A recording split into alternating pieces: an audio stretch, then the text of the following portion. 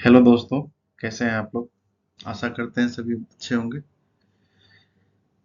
हमने शुरू किया है क्रेडिट अप्राइजल, जिसमें हम लोगों ने लास्ट जो हमारा टॉपिक था वो हम लोगों ने पढ़ा था क्रेडिट अप्राइजल टेक्निक, क्या क्या टेक्निक हम लोग यूज करते हैं, कैसे आइडेंटिफाई करते हैं बोरोवर का।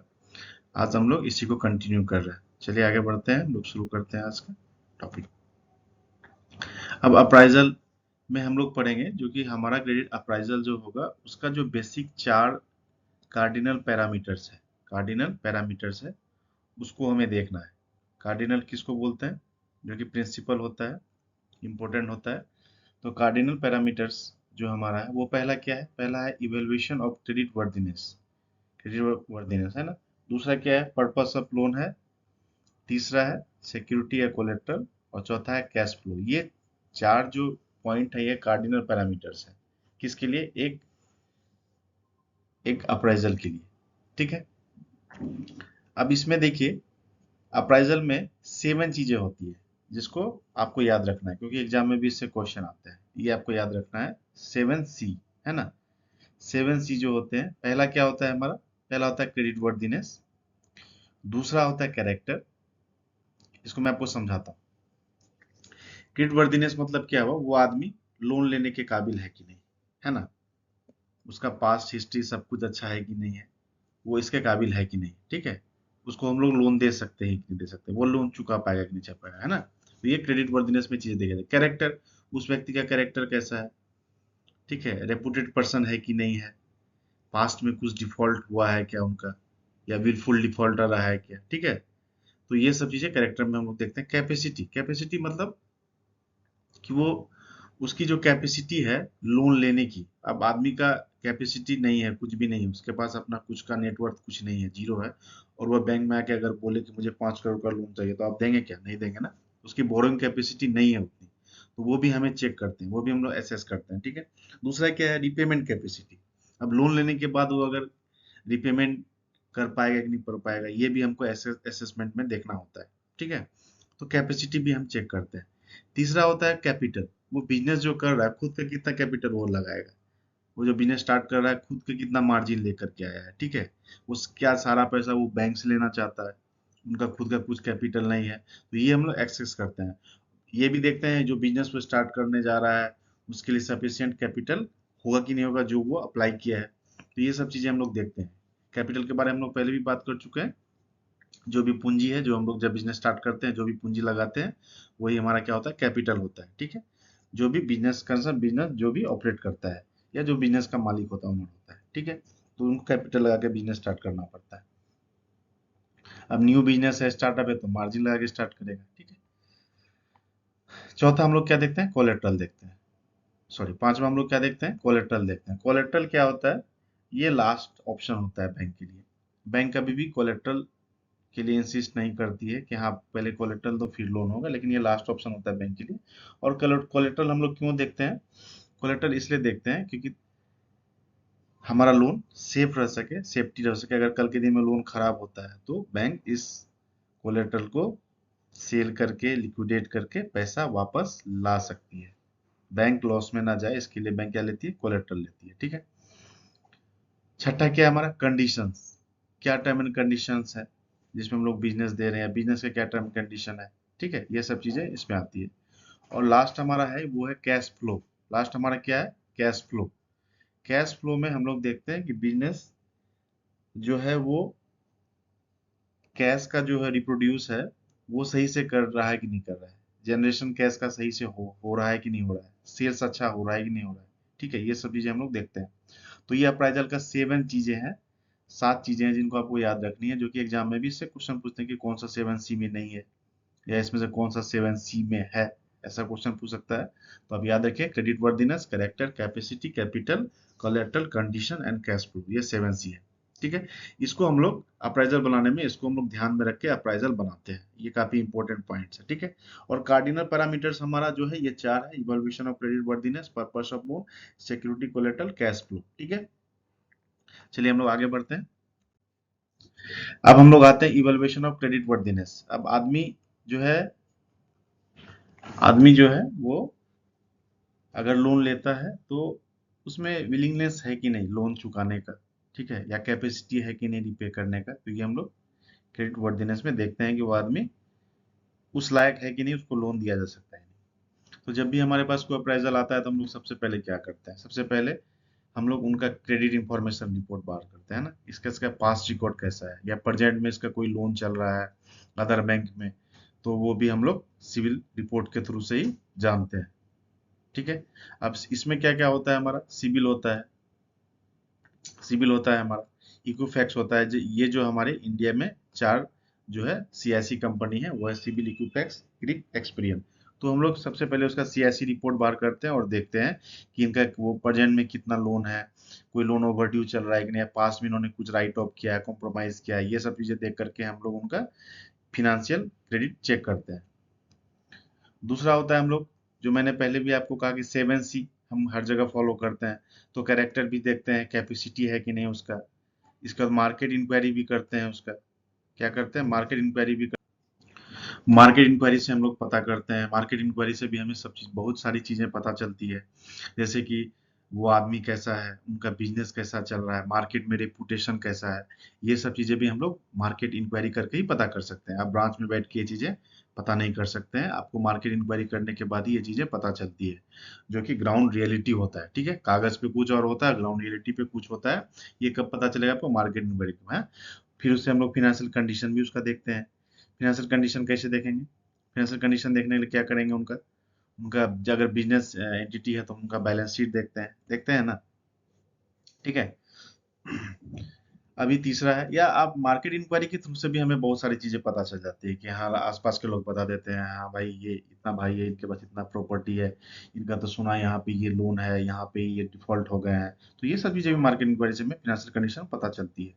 उन लोगों से भी मार्केट इंक्वायरी से पता चलता है उनका लाइफ स्टाइल कैसा है। ठीक है, उनका क्या कितना रुतबा है, पैसे वाले लोग हैं कि नहीं है, ये सब चीजें मार्केट इंक्वायरी से आपको पता चलती है। ठीक है, तो 7C हर एक अप्राइजल में ये यूज होना है, लेकिन हम लोग अभी क्या बात करें, कार्डिनल प्रिंसिपल जो है हमारा, उसको हम लोग पढ़ रहे हैं। ठीक है, तो पहला हमारा इवोल्यूशन ऑफ ट्रेड बिजनेस है। अब इसमें जब हमारा सीएससी हो गया, कैरेक्टर कैपेसिटी, मार्केट इंक्वायरी हो गया, तो तीसरा हम लोग अगर इन केस क्या है, कंपनी या बिजनेस एंटिटी है, पार्टनरशिप है या बिजनेस एंटिटी है, तो हम लोग क्या करते हैं, उसका फिनेंशियल स्टेटस चेक करते हैं।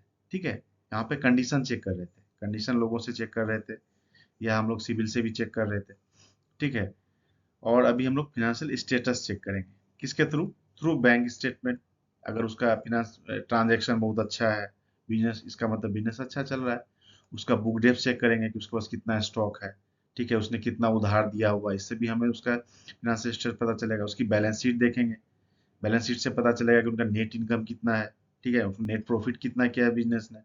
ठीक है, खर्चे कितने हैं, और आईटीआर से हम लोग फाइनली उसका जो उनका नेट इनकम है, नेट प्रॉफिट है, नेट इनकम है, उसको हम लोग चेक करते हैं कि उन्होंने इनकम टैक्स फाइल किया है कि नहीं किया, लीगली ये कॉम्प्लायंस करता है कि नहीं करता है। ठीक है, तो इससे हम लोग उसका क्या करें, फिनेंशियल स्टेटस पता करेंगे in case of business, company, partnership firm. ठीक है, चलिए, चौथा हमारा है क्रॉस चेक। अब हमें ड्यू डिलिजेंस यूज करना है। ड्यू डिलिजेंस में यूज करने में क्या करना है, क्रॉस चेक करना है कि भाई उन कोई डिफॉल्ट तो नहीं है पास्ट में, आरबीआई डिफॉल्टर लिस्ट में हम लोग चेक करते हैं, शेयर साइज वगैरह चेक करते हैं, उनका प्रॉपर्टी पहले से कहीं कोई मॉर्गेज तो नहीं है, आरओसी वगैरह चेक करते हैं इन केस ऑफ कंपनी। ठीक है, तो ये सब हमें ड्यू डिलिजेंस का एक पार्ट है, जो कि हम लोग उनका Aadhaar card, PAN card, I card, ये सब भी हम लोग वेरीफाई करते हैं, क्रॉस चेक करते हैं। ठीक है, तो या उनका लैंड है तो उनका लैंड का प्रेजेंट वैल्यूएशन क्या है, through the different type of portal, ये हम लोग यूज करते हैं, जो कि हमारा क्या है, इवोल्यूशन ऑफ क्रेडिट वर्दीनेस है। ठीक है, पांचवा हमारा क्या है, अगर कोई इंडिविजुअल आपके लिए लोन लेने का दिया, तो हम जो बात कर रहे थे बिजनेस, जो हमारा पॉइंट नंबर सी और डी था, ये हम लोग बिजनेस के बारे में बात कर रहे थे मेनली, और पॉइंट नंबर डी हम सभी के लिए यूज कर सकते हैं। ठीक है, क्रॉस चेक जो करते हैं वो इंडिविजुअल हो या बिजनेस एंटिटी, के लिए यूज कर सकते हैं। अभी हम पॉइंट नंबर 5 जो हमारा ई है, इसमें इंडिविजुअल अगर आपके लिए लोन के लिए आता है, आपके पास अप्लाई करता है, तो हम लोग क्या देखते हैं, उसका इंडिविजुअल का इनकम देखते हैं। इसके बाद क्या देखते हैं, उनका रिपेमेंट कर पाएगा कि नहीं कर पाएगा, है ना, उसका नेटवर्थ कैसा है, वो सॉल्वेंट पर्सन है कि नहीं, ये भी देखते हैं। छठा हमारा क्या है, बिजनेस है, तो मैंने पहले ही कहा कि लास्ट 2 इयर्स का फाइनेंशियल डाटा हम लोग देख लेते हैं कि बैलेंस शीट कैसा है, ठीक ठाक चल रहा है कि नहीं, बिजनेस सेल्स बढ़ा है कि नहीं बढ़ा ओवरऑल। सातवां क्या है हमारा, हम ये चेक करते हैं कि बिजनेस जो लोन दिया जाएगा उसमें कैश जनरेशन का एबिलिटी होगा कि नहीं होगा। ठीक है, प्रोजेक्ट अच्छा है कि नहीं, अगर न्यू बिजनेस हो रहा है तो प्रोजेक्ट वायबल है कि नहीं, है ना। क्यों कैश जनरेशन क्यों, अगर कैश जनरेशन नहीं होगा, अगर लिक्विडिटी नहीं बनी रहेगी, तो क्या होगा, हमारा लोन एनपीए हो जाएगा। इसलिए हमारा ये कंसर्न होता है कि अगर हम जब भी कभी लोन दे तो एक कंसर्न ध्यान में ये रखना पड़ता है कि ये लोन रिपेमेंट कर पाएगा कि नहीं कर पाएगा, इसके बाद सफिशियंट पैसा है रहेगा कि नहीं रहेगा, सरप्लस रहेगा कि नहीं रहेगा। ऐसा नहीं कि हम लोन देते बाद में रिपेमेंट नहीं कर पाए और लोन क्या हो जाए, एनपीए हो जाए। तो हमारा एक फोकस एनपीए की तरफ भी रहता है ना। ठीक है, चलिए हम लोग आते हैं। अब हमारा जो कार्डिनल पैरामीटर्स में पॉइंट नंबर 2 है हमारा purpose of the loan. Loan का पर्पस क्या होना चाहिए, ठीक है, इसमें हम लोग बात करते हैं। तो देखिए, पर्पस में हम लोग पढ़ेंगे, पर्पस में बहुत सारे हैं। ठीक है, पर्सनल होता है, बिजनेस होता है, वो हम लोग जस्ट इसके नेक्स्ट स्लाइड में पढ़ेंगे, नेक्स्ट सेकंड या थर्ड स्लाइड में पढ़ेंगे उसको। तो अब देखिए, बिजनेस जब कोई भी व्यक्ति स्टार्ट करता है ना, तो उसका इंटरेस्ट होता है, क्या होता है, उसका इंटरेस्ट होता है, तब ना वो बिजनेस स्टार्ट करता है। अब देखिए, पहला होता है एक शॉर्ट टर्म इंटरेस्ट। ठीक है, शॉर्ट टर्म इंटरेस्ट क्या बोलते हैं उसको, देखिए, शॉर्ट टर्म इंटरेस्ट क्या है कि हमने बिजनेस स्टार्ट किया और जब बिजनेस मेरा स्टेब्लिश हो गया, प्रॉफिटेबल हो गया, उसको मैंने बेच दिया, इसको क्या बोलते हैं हम लोग, शॉर्ट टर्म इंटरेस्ट बोलते हैं। जैसे फ्लिपकार्ट, फ्लिपकार्ट ने किया था। फ्लिपकार्ट को किसने शुरू किया था, सचिन बंसल और मिनी बंसल ने। बाद में इनको 77% का स्टेक किसको, वॉलमार्ट यूएसए को बेच दिया गया। ठीक है, ये फ्लिपकार्ट ने किया। फ्री चार्ज भी एक स्टार्टअप कंपनी थी, इसने क्या किया, बाद में जब ये प्रॉफिटेबल हो गई तो इसने अच्छा खासा पैसे में क्या किया, स्नैपडील को बेच दिया और बाद में इसको एक्सिस बैंक ने खरीद लिया। ठीक है, तो ये शॉर्ट टर्म इंटरेस्ट है। हाँ, हमारा इंटरेस्ट क्या है, शॉर्ट टर्म है कि हाँ मैं बिजनेस खड़ा कर देता हूँ, बिजनेस प्रॉफिटेबल होगा, इसको किसी और को बेच देंगे। ठीक है, चलिए आगे बढ़ते हैं हम लोग। अब हमारा है long term interest. Long term interest क्या होता है, ए पर्सन में start A business with a long term interest in it and grow it. अब कहते हैं ना, लॉन्ग टर्म इंटरेस्ट है, पीढ़ी दर पीढ़ी, पहले उनके पिताजी चलाते थे, पहले दादाजी चलाते थे, अब उनके पिताजी चला रहे हैं, उनका उनका लड़का चला रहा है, तो उनका क्या लॉन्ग टर्म इंटरेस्ट है कि हमारा ये फैमिली बिजनेस हो गया। क्या हो गया, फैमिली बिजनेस हो गया। ठीक है, उनको ऐसा नहीं कि बिजनेस स्टेब्लिश कर देना है फिर बंद कर देना है या बेच देना है, ऐसा कुछ नहीं है। ये बिजनेस पीढ़ी दर पीढ़ी चलाएंगे वो, इसको हम लोग लॉन्ग टर्म इंटरेस्ट बोलते हैं। इसमें होता क्या है, इसमें बिजनेस आपका क्या होता है, हमेशा ग्रो करता है। एक जनरेशन से अगर दूसरे जनरेशन सेम बिजनेस जाए तो ये 100% है कि वो ग्रो करता है, कुछ और कारण हो कि वो नहीं करे, क्योंकि क्या होता है, एक्सपीरियंस सब कुछ बहुत ज्यादा हो जाता है। अगर कोई चीजें एक जनरेशन से सेकंड जनरेशन कैरी कर रही है तो वहां पे समझिए एक्सपीरियंस बहुत ज्यादा है। तो जहां पे बिजनेस में एक्सपीरियंस बहुत ज्यादा है वो बिजनेस कभी भी फॉल डाउन नहीं होता है। ठीक है, तो यहाँ पे हम लोग बात करें लॉन्ग टर्म इंटरेस्ट की, है ना। अब देखिए, तीसरा जो हमारा इंटरेस्ट होता है वो होता है क्या, जलनखोर लोग जो होते हैं, दूसरे को देखा, अरे भाई उसने बिजनेस स्टार्ट किया, एक साल में वो कार पे घूम रहा है, एक साल में वो बाइक पे घूम रहा है, चलो हम भी ऐसा बिजनेस स्टार्ट करते हैं। Induced by the success of other person, इसको हम लोग सोसाइटी में बोलते हैं जलनखोर प्राणी। ये जो प्राणी होता है ये दूसरे की चीजों को देखा, अरे ये बिजनेस स्टार्ट किया है यार, ये तो बहुत पैसा कमा रहा है, चलो हम भी स्टार्ट करते हैं। होता क्या है, अब ये भाई साहब ने इसके फल के दुकान पे गया, सोचा "हाँ, मेरा भी फल का दुकान होगा, हम भी इसके ऐसा पैसा कमाएंगे"। इसने फल का दुकान शुरू किया, पता क्या चला, इसके दुकान पे कोई कस्टमर नहीं, एक्सपीरियंस नहीं, अच्छा फल नहीं है, ये फेल कर गया। मतलब ऐसे लोग क्या होते हैं, इनके पास एक्सपीरियंस नहीं होता है, ये स्पेकुलेटिव, मतलब ऐसा सोच के, ठीक है, इनके पास कोई रियलिटी एक्सपीरियंस नहीं होता है, मगर ये अंदाजा अनुमान लगा के बिजनेस स्टार्ट कर देते हैं दूसरे को देख करके, और अक्सर इसमें 99% चांस होता है बिजनेस फेल करने का। ठीक है, जैसे अब ये फोटो देखिए आप, इसने बिजनेस शुरू किया और ये इसका बिजनेस फेल हो गया। ठीक है, बिजनेस शुरू किया, बिजनेस था इनका, इनको देख के भाई साहब को लगा कि मैं भी स्टार्ट करता हूँ ऑनलाइन बिजनेस, मगर इनके पास एक्सपीरियंस नहीं, अंदाजा लगा के स्टार्ट किया और बिजनेस इनका हो गया फेल्ड। तो ऐसे टाइप के बिजनेस को हम लोग कहते हैं induced by the success of other person. तो ये हमारा तीसरा टाइप का इंटरेस्ट है। चलिए अब हम लोग पढ़ने जा रहे हैं पर्पस, कि हमारा लोन लेने का पर्पस क्या होगा, ये काफी इंपॉर्टेंट चीज है, इसको हमको नजरअंदाज नहीं करना है। तो पहला जो हमारा है जिसको हम लोग पढ़ने जा रहे हैं, बिजनेस बिजनेस लोन क्या होता है। बिजनेस लोन क्या होता है, बिजनेस लोन में हमेशा हम एक चीज देखते हैं कि वह अर्निंग करेगा, फ्यूचर में इनकम देगा। ठीक है, अगर प्रेजेंट में दे रहा है तो फ्यूचर में भी देगा। ठीक है, तो इसको हम लोग क्या बोलते हैं, बिजनेस लोन। तो बिजनेस लोन में क्या होता है कि फॉर स्टार्ट या रनिंग है बिजनेस। तो अब इसके लिए हम लोग क्या देते हैं, इसके लिए हम लोग टर्म लोन देते हैं, अगर कोई फिक्स कैपिटल खरीदना हो, ठीक है, उनको कैपिटल चाहिए तो टर्म लोन देते हैं। वर्किंग कैपिटल देते हैं उनका डे टू डे बिजनेस को कैरी करने के लिए। ठीक है, ये एक पर्पस है। दूसरा क्या है हमारा, दूसरा इंडिविजुअल। अब बिजनेस के अलावा अगर कोई व्यक्ति आपके पास आता है कि आप लोन नहीं देंगे, बिल्कुल देंगे। तो अब इंडिविजुअल जो लोन होता है उसमें क्या होता है, जरूरी नहीं है कि आपका फ्यूचर में अर्निंग हो ही हो, वो डिपेंड करता है उसके टाइप पे, ठीक है। अब जैसे हम लोग देखते हैं पर्सनल लोन। पर्सनल लोन में क्या होता है, पर्सनल लोन में क्या आपको लगता है कि वो जो पैसा वो खर्च कर रहा है वो अर्निंग करेगा, अर्निंग देगा, उसको रिटर्न देगा? कभी नहीं, क्योंकि ये पर्सनल होता है, ये एक्सपेंडिचर होता है, ये during life cycle of a person ये खर्च होना ही होना है। जैसे किसी को शादी करनी है, अब शादी तो कर लिए, पैसा शादी में खर्च हुआ, भोज में खर्च कर दिए, वो क्या रिटर्न आएगा? नहीं आएगा। बीमार पड़ गए, डॉक्टर को दिखाया, वो रिटर्न आएगा? नहीं आएगा। कंजम्पशन के लिए कार खरीद लिया, गाड़ी खरीद लिया, टीवी खरीद लिया, फ्रिज खरीद लिया, ये कंजम्पशन के लिए है, तो ये फ्यूचर अर्निंग नहीं देता है, आउट ऑफ फ्यूचर अर्निंग होता है, ठीक है, इस तरह के लोन। दूसरा था education loan. Education loan future earning होता है। क्यों होता है? क्योंकि आप जिस जिस पर्पज से दे रहे हैं, अगर वो अच्छा एजुकेशन लोन, अच्छा स्टूडेंट है, तो वो पढ़ के एक काबिल इंसान बनेगा और अपना रोजी रोटी वो तो चला ही सकता है, ठीक है।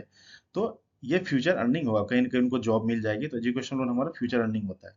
अब house building loan. House building loan क्या होता है? घर बनाते हैं, सबका सपना होता है घर बनाना। अब ये दो तरह से होता है। आप अगर खुद के रेसिडेंटल घर हाउस बना रहे हैं, तो वहां पे आपका क्या होगा? अर्निंग नहीं होगा, ठीक है। अगर कॉमर्शियल बना रहे हैं कि नहीं हमको रेंट पे लगाना है, भाड़ा पे लगाना है, तो वहां पे आपका अर्निंग होगा। तो हाउस बिल्डिंग लोन में भी क्या होता है, अगर कॉमर्शियल होगा तो फ्यूचर अर्निंग है, अदरवाइज अगर रेसिडेंशियल है तो फ्यूचर अर्निंग नहीं है। अब देखिए, कोई फार्मर आपके यहाँ आता है तो आप उसको भी लोन देते हैं ना, तो आप उसको क्या लोन देते हैं? केसीसी देते हैं, किसान क्रेडिट देते हैं। क्यों देते हैं? उसका फसल से उसको पैसा आएगा, तो ये भी फ्यूचर इनकम पे होता है, ठीक है। अब बैंकर को क्या इंपॉर्टेंट है, एज ए बैंकर आपको क्या दो चीजें याद रखनी है। पहला है, the banker must be convince that the customer has a well defined purpose for requesting credit and serious intention to be a business. अब आपको ध्यान रखना है कि वो बंदा जो आपसे क्रेडिट के लिए रिक्वेस्ट कर रहा है, उसका बिजनेस में सीरियस इंटेंशन है कि नहीं है।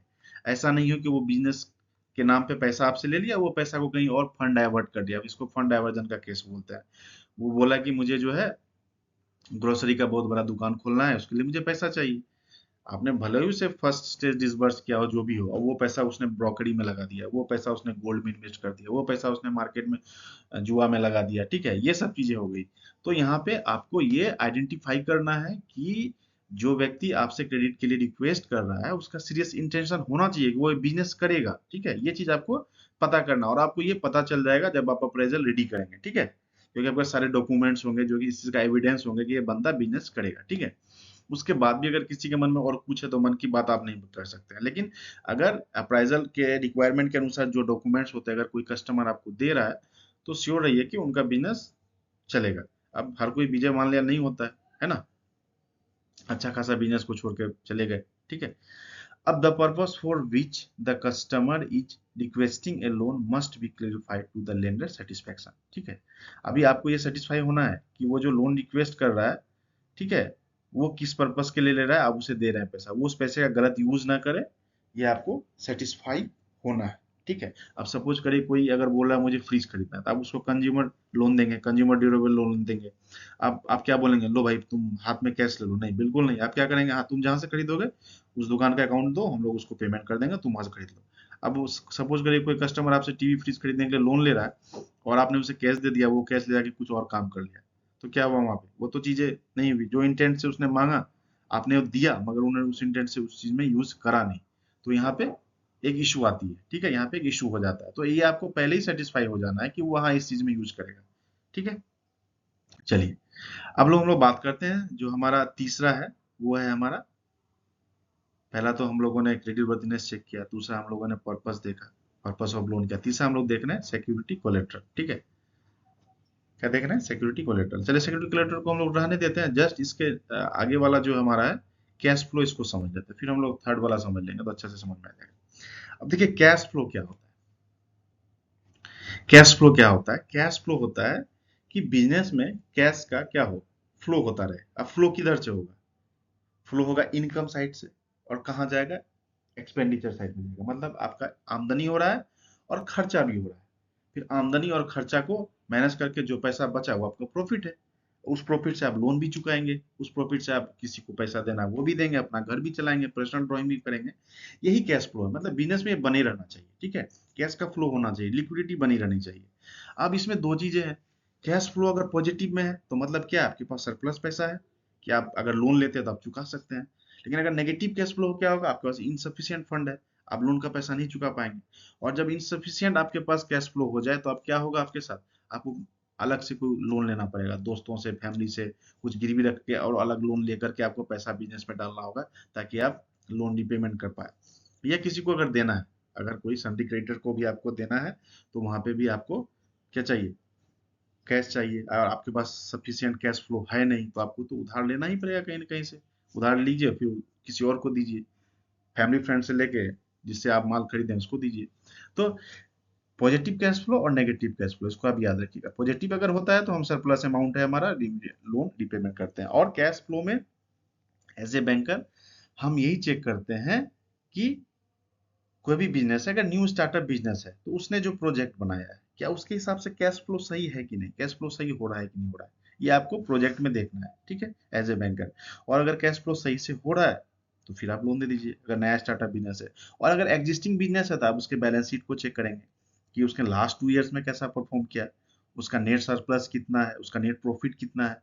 तो इसको देख करके आप वहां पे अंदाजा लगा सकते हैं। बिजनेस में जो है कैश फ्लो जो है, 4 तरह से कैश का जनरेशन हो सकता है। पहला है cash flow generated from sale या अदर इनकम, जो मैंने पहले ही बोला आपको, ठीक है। दूसरा है कि अगर आपका करंट एसेट है, उसको बेच देना है। करंट एसेट्स, स्टॉक भी करंट एसेट्स ही होता है, ठीक है, उसको भी आप बेच सकते हैं, उससे भी कैश आपका आएगा। आप उधार ले लीजिए फैमिली फ्रेंड से, और एडिशनल कहीं से पैसा लाके अपने कैपिटल में डालिए, ये सारे कैश फ्लो जनरेशन का एक तरीका है। लेकिन बैंक कभी भी नहीं चाहते कि आप अपना करंट एसेट्स या फिक्स एसेट्स को बेच करके आप कैश फ्लो बढ़ाएं। ये बैंक के लिए स्पेशल कंसर्न है, क्योंकि अगर आप इसी को बेच देंगे तो आपका बिजनेस सही ढंग से नहीं चलेगा। और हम लोग फिक्स कैपिटल का, ये फिक्स एसेट, करंट एसेट्स के बारे में हम लोग पहले भी बात कर चुके हैं, ठीक है। तो बैंक हमेशा चाहता है कि आपका कैश फ्लो कहाँ से हो, आपके सेल से हो, नेट सेल से हो, ठीक है। बैंक क्या चाहेगा, कैश फ्लो कहाँ से, आपके नेट सेल से हो, अगर बिजनेस हो, ठीक है। और अगर हम लोग इंडिविजुअल में बात करें, अगर कोई लोन लेता है, पर्सनल लोन लेता है, तो सैलरी है, सैलरीड है अगर, तो हम लोग देखते हैं उनका सैलरी कितना आ रहा है, वो कितना अपने घर के कंजम्पशन के लिए रखेंगे, खुद के कंजम्पशन के लिए, और खुद कितना सरप्लस है लोन में देने के लिए। लेकिन बिजनेस में हम लोग नेट सेल चेक करते हैं, ठीक है। अब नेक्स्ट क्लास में हम लोग जो पढ़ेंगे वो हमारा होगा, अ, वो होगा हमारा, अभी जो हमारा जो असेसमेंट ऑफ लोन होगा हमारा, वर्किंग कैपिटल और टर्म लोन को कैसे हम लोग असेसमेंट करेंगे उसका, वो हम लोग पढ़ेंगे। Thank you guys. और अगर आपको वीडियो अच्छा लग रहा है तो काइंडली लाइक और सब्सक्राइब जरूर करिएगा। और इससे मुझे थोड़ा अच्छा लगेगा कि हाँ, बूम होगा मेरा मॉडल, मैं और अच्छे से इसको क्वालिटी, और मेरे पास अभी ज़्यादा कुछ इक्विपमेंट्स है नहीं, मैं नॉर्मली आपको वीडियो बना रहा हूँ।